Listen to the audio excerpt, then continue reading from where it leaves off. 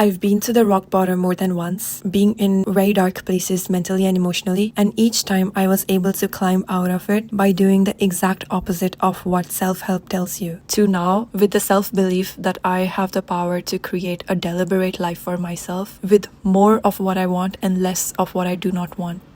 There are only two parts to this. First is radical honesty without the judgment towards yourself, and doing this on a daily basis. Second is taking radical action and doing it in the long run. I want to share a personal example for this. Before I applied for GKS, the scholarship to study in Korea that completely changed my future life path. I was in college for 1 semester in Mumbai studying PCM, and this is after my drop year and after failing JE Advanced for the second time. I wouldn't be able to fully express the powerlessness that I felt back then. It was like as if my life was over and I had no future. Obviously, that's not the truth. It was just like that feeling. But the point is, I had to get really honest with myself about the fact that I cannot keep living my life like this anymore. I have to make radical changes. If that means I'm going to do everything in my power to escape, then that is what I'm going to do. But if back then I had tried to force myself to make the best out of this rat cage, if I had tried to force myself to look at the positive, just get done with this college and get a job, if I had continued to distract myself from the pain that I was feeling, I wouldn't have been able to create the kind of life that I have right now, where I control my finances, where I make decisions about what I want to do and what I do not want to do.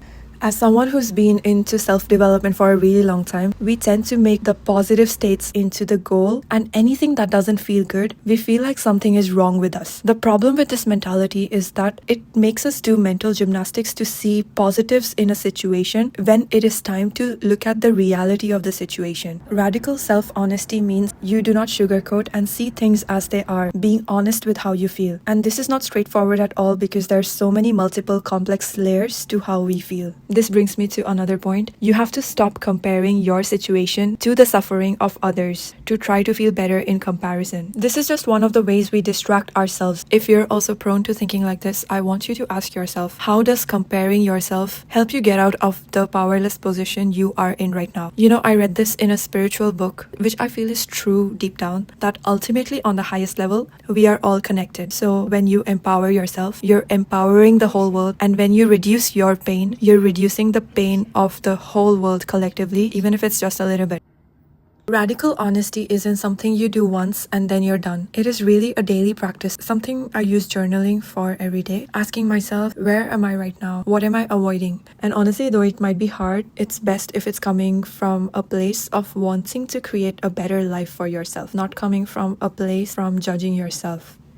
Recently, I realized I was spending way too much time scrolling on Instagram and watching other people's content. It's quite inspiring to watch others too, but I hated the feeling of knowing that I'm wasting my time, so I just deleted the app. I will download it back only when I have something to post.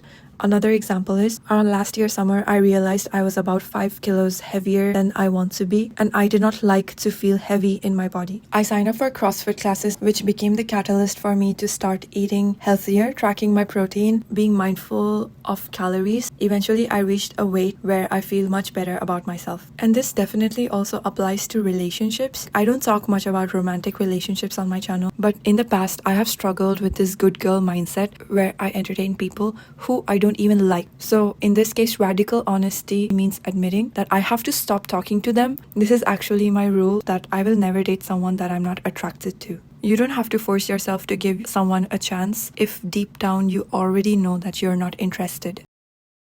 If there was only one message that you would take away from this video, I want it to be this: that you who are watching, you have it in you to change your life. You have it in you to make a difference in the world. When you actually make the decision to change, it can change in a really short time, in as short as 6 months to 1 year.